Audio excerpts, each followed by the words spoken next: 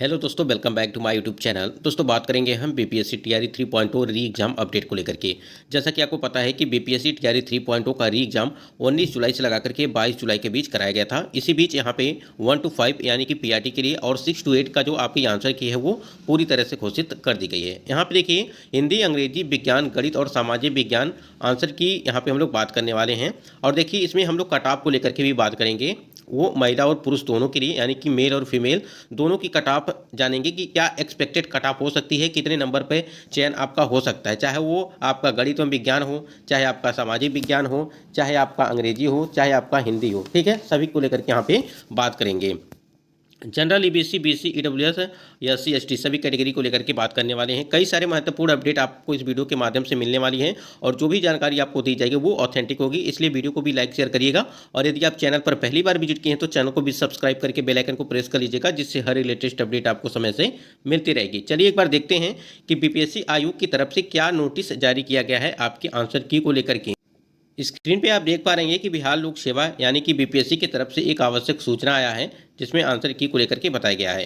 देखिए यहाँ पे विज्ञापन संख्या 22/2024 के अंतर्गत अध्यापक के पदों पर नियुक्ति हेतु दिनांक 19/7/2024 को आयोजित लिखित वस्तुनिष्ठ प्रतियोगिता पुनर्परीक्षा टीआरई 3.0 के वर्ग 6 to 8 के सभी विषयों के औपबंधिक उत्तर दिनांक 30/8/2024 से आयोग के वेबसाइट पर प्रदर्शित है। ध्यान दीजिएगा, यहाँ पे देखिए 19 तारीख को आपका जो 6 to 8 की परीक्षा थी वो कराई गई थी, जिसमें आपको पता है कि कई सारी चीज़ें यहाँ पे महत्वपूर्ण थी। और यहाँ पे देखिए इसकी जो पुनर्परीक्षा है, यानी कहने का मतलब ये है कि जो 6 to 8 के सभी विषयों की औपबंधिक जो उत्तर कुंजी है वो 30 तारीख को जारी किया गया है। ठीक है, अब जितने भी कैंडिडेट यहाँ पे आंसर की डाउनलोड नहीं किए हैं वो डाउनलोड कर सकते हैं, ऑफिशियल साइट पे वो चीज़ें पड़ी हुई हैं।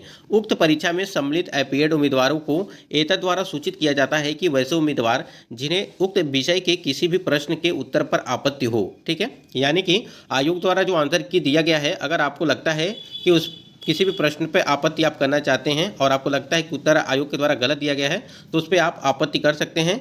तो वे अपने यूजर नेम, ठीक है, ऑफिशियल साइट पर जाएंगे और अपने यूजर नेम पासवर्ड से लॉगिन करेंगे और करते हुए डैशबोर्ड पर दिनांक जो है 2 यानी कि 2 सितंबर से लगा करके 8 सितंबर तक जो है आप आपत्ति कर सकते हैं, और वो भी क्या, प्रमाणिक साक्ष्य स्रोत के साथ अपलोड कर सकते हैं। ठीक है, यानी कहने का मतलब ये है कि सबसे ज़्यादा प्रायोरिटी जो दी जाती है वो एनसीईआरटी को दी जाती है। ठीक है, एनसीईआरटी को दी जाती हैं। तो ये ऑथेंटिक बुक है। इसमें अगर आपको आंसर मिलते हैं, अगर आपको किसी प्रश्नों पर डाउट है तो आपके अगर उसके आंसर मिलते हैं तो उस पर आप आपत्ति कर सकते हैं। ठीक है, अन्य किसी माध्यम से प्राप्त आपत्ति एवं उक्त निर्धारित तिथि के बाद प्राप्त आपत्ति पर विचार नहीं किया जाएगा। तो आपको 2 तारीख से लगा करके यहाँ पे 8 तारीख तक करना है। ठीक, और पीआरटी के लिए बताया गया था कि 2 से लगा करके 5 सितंबर तक, यानी कि 2 सितंबर से 5 सितंबर तक पीआरटी के लिए यहाँ पे बताया गया था, जबकि आप देख पा रहे हैं कि 6 to 8 के लिए है तो 2 सितंबर से लगा करके 8 सितंबर तक आपका जारी, मतलब कि आपत्ति आप इस पर कर सकते हैं। अब यहाँ पे देखिए कई सारे चीज़ें महत्वपूर्ण हैं जिसको हम लोग बात करने वाले हैं आपकी कट ऑफ को लेकर के। स्क्रीन पे आप देख पा रहे हैं कि बीपीएससी टीआरई 3.2 का जो री एग्जाम आपका कराया गया था वो 19 तारीख को कराया गया था। और यहाँ पे टोटल अगर पदों की बात करें, ध्यान दीजिएगा, टोटल अगर पदों की बात करें वो 19,645 पद ये आपके टोटल थे। ठीक है, अगर यहाँ पे कुल आवेदन की बात करें तो आप नीचे देख पा रहे हैं कि 2,13,940 ये कुल आपके आवेदन थे। ठीक है, ये यहाँ पे थे। अब यहाँ पे देखिए अगर यहाँ पे परीक्षा में अगर उपस्थिति की बात करें यहाँ पे तो 1 लाख, ध्यान दीजिएगा, 1,15,000, ठीक है, 1,15,000 जो है 700, यहाँ पे देखिए ध्यान दीजिएगा थोड़ा सा डाटा, यहाँ पे 1,59,000, ठीक है, 1,59,711 ये उपस्थिति थी, यानी कि अटेंडेंस थी। इतने लोग यहाँ पे परीक्षा में सम्मिलित हुए थे, 1,59,000, यहाँ पे 1,59,711। ठीक है, अब जबकि आवेदन आए थे आपके 2,13,940, तो यहाँ पे 1,59,000 जो है 711 कैंडिडेट थे, तो यहाँ पे 75% ही कैंडिडेट यहाँ पे उपस्थित थे आपके जो आपका 6 to 8 की परीक्षा थी। ठीक है, तो इसके हिसाब से देखेंगे तो लगभग 8 कैंडिडेट एक सीट पे यहाँ पे फाइट कर रहे हैं। ठीक है, ये चीज़ें हैं। अब यहाँ पे एक सीट पे 8 कैंडिडेट फाइट कर रहे हैं, तो यहाँ पे कंपटीशन ठीक ठाक है। ठीक है, कंपटीशन ठीक ठाक है। अब यहाँ पे आगे देखते हैं कि प्रश्नों की संख्या जो आपकी 150 थी, नेगेटिव मार्किंग नहीं थी, इसको भी आप लोग ध्यान रखिएगा। कई सारी चीज़ों को देखते हुए यहाँ पे चीज़ें क्लियर होती हैं। यहाँ पे प्रश्न पत्र में जो भाग था 3 भाग थे, आपको पता होगा कि भाग 1 में जो था वो 30 अंक था। ठीक है, यानी कि भाग एक में 30 था और जिसमें से आपको पासिंग नंबर कितना चाहिए था, इसमें आपको कंपलसरी था कि आपके 9 मार्क्स यहाँ पे आने चाहिए। अगर यहीं पे भाग 2 की बात करें जिसमें आपको जो है 40 अंक का था, जो आपका जीके जीएस वाला पोर्शन था इसमें ये 40 का था और ये जो आपका सब्जेक्ट से था वो 80 था। तो अगर यहाँ पे देखेंगे तो आपका 150 प्रश्न यहाँ पे हो रहे हैं, ठीक है, जिसमें आपको आपका यहाँ पे 150, ये 30 अंक वाला जो था इसमें 9 नंबर पासिंग था, ये भाषा वाला पेपर था, ठीक है। और आपको पता होगा कि भाषा के पेपर को जो है जब बीपीएससी टीआरई 2.2 की भर्ती प्रक्रिया चल रही थी तो परीक्षा होने के बाद उस समय क्या हुआ था, आपकी भाषा को शून्य कर दिया गया था। अब यहाँ पे जो 30 में 9 अंक चाहिए था, यहाँ पे चाहे आपका 0 ही हो यानी कि शून्य हो, चाहे आपका 1 नंबर हो, चाहे 2 नंबर हो, या चाहे आप 30 में 30 लाए हों, उससे कोई भी फर्क नहीं पड़ रहा था, क्योंकि उसको जो है आयोग ने उसे शून्य कर दिया था। तो कहीं ना कहीं इस बार भी यहाँ क्या शून्य होगा या नहीं होगा, ये देखने वाली बात होगी, क्योंकि टीआरई 2 में शून्य कर दिया गया था, ठीक है। और इसको कब लागू किया जाता है, जब आपका टाई ब्रेकर होता है, ठीक है।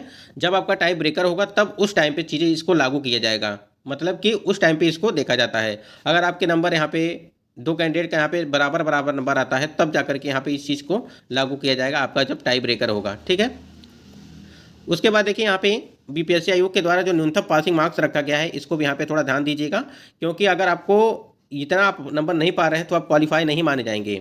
यूआर कैटेगरी 40%, इसका मतलब 48 नंबर आपके आ रहे हैं और आपकी कट ऑफ देखिए 120, यानी कि 120 में आपका 48 आ रहा है तो आप क्वालिफाई हैं, मतलब कि पास होंगे।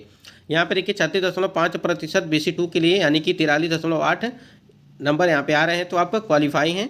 अगर अत्यंत पिछड़े यानी कि बीसी के लिए 34.5%, इसका मतलब कि 40.8, यानी कि 41 नंबर आप इसको मान के चलिएगा। अगर आपके 41 हैं और ईबीसी BC1 की कैंडिडेट हैं तो आप पास हैं।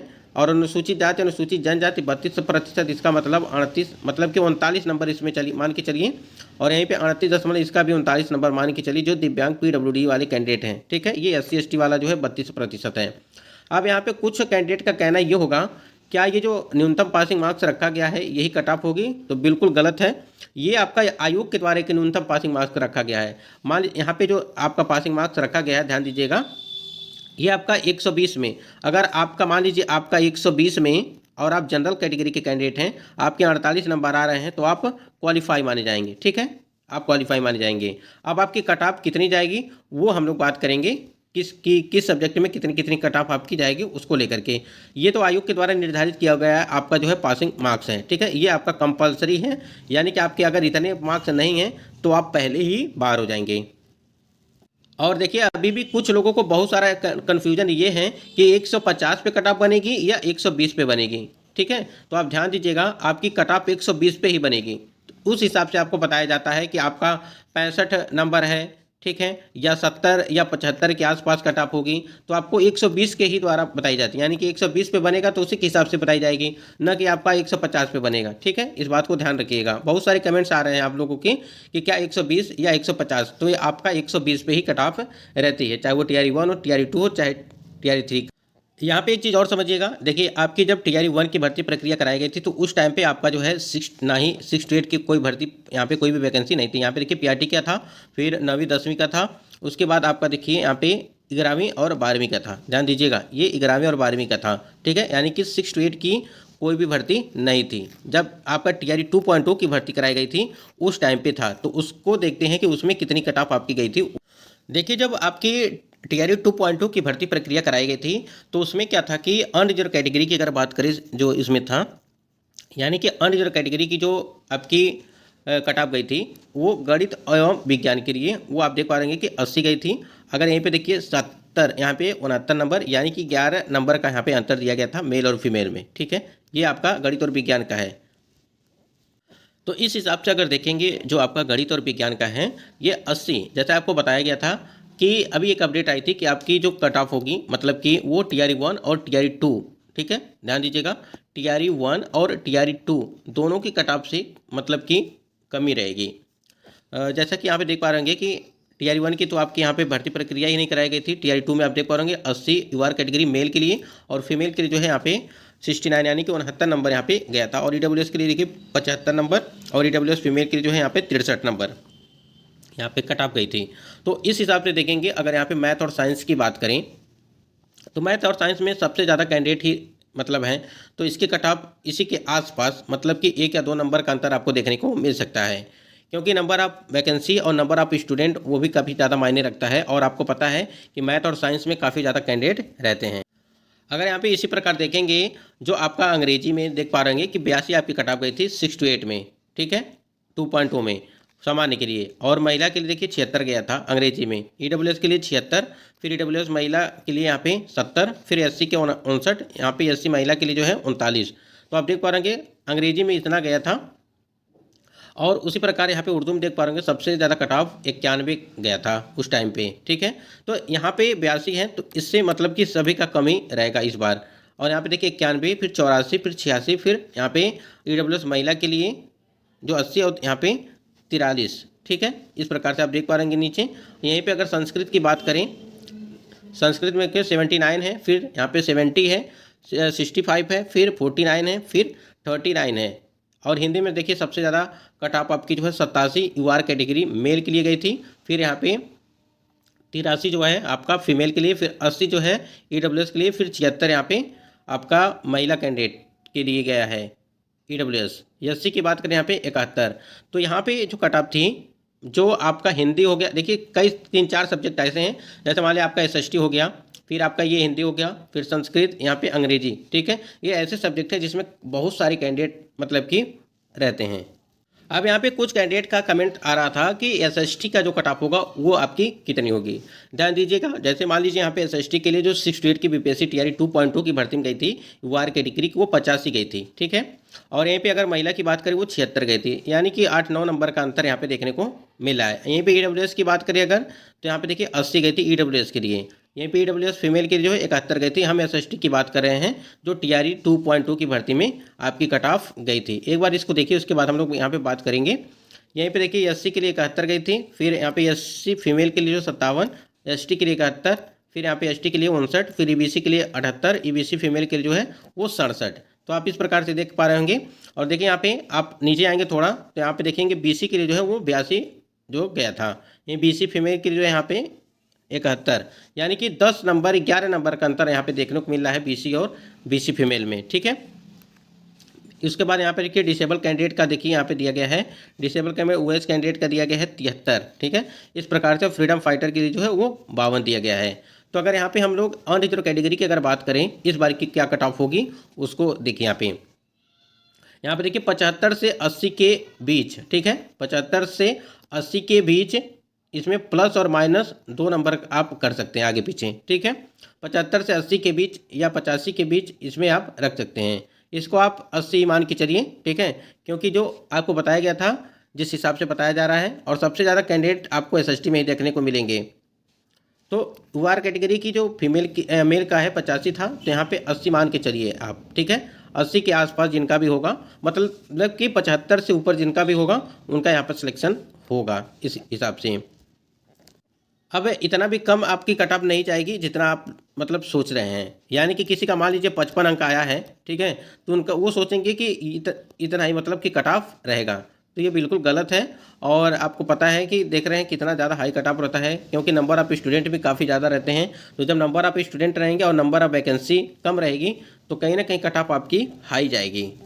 हिंदी की बात करें अगर, देखिए यहाँ पे हिंदी की इस बार इससे भी ऊपर जा सकती है, ठीक है, यानी कि हिंदी का जो कट ऑफ होगा 6 to 8 में वो इससे भी ऊपर आपकी जा सकती है। और यूआर कैटेगरी फीमेल के देखिए यहाँ पे 83 था, ठीक है, जिसमें आप देख पा रहे हो कि 4 नंबर का अंतर यहाँ पे दिया गया है। ईडब्ल्यूएस के लिए 80, ठीक है, ये यहाँ पे हिंदी के लिए कट ऑफ आपकी हाई जाएगी इस बार। और अगर अंग्रेजी की बात करें तो अंग्रेजी की इस बार 6 to 8 में सबसे मतलब कि कम जाने वाली उम्मीद है, क्योंकि पेपर का लेवल जिस प्रकार से था उस हिसाब से आपकी कम जाएगी। वही चीज़ें हैं कि मतलब कि 75 से 85 के आसपास मतलब कि बीच में ही रहेगा। अगर अंग्रेजी की हमने आपको बताया कि उसका पेपर थोड़ा जो है हाई था, हाई का मतलब ये कि कठिन पेपर था उसका, तो इस वजह से उसके अंग्रेजी वाला जो था वो कहीं ना कहीं कम जाने वाली है। बाकी की अपडेट के लिए आप चैनल से जुड़े रहेगा। और यहाँ पे देखिए कि एक्सपेक्टेड कट ऑफ बताई गई है, कट ऑफ आपकी 2 से 3 नंबर इधर उधर हो सकता है, लेकिन जो विवादित जो प्रश्न है उस पर भी आपत्ति करना है, जो भी करेगा कैंडिडेट उनके नंबर बढ़ेंगे अगर वो सही पाए जाते हैं तो वो भी कहीं ना कहीं जो आपको वहाँ पे फ़ायदा होगा ही अगर आप आपत्ति करेंगे तो।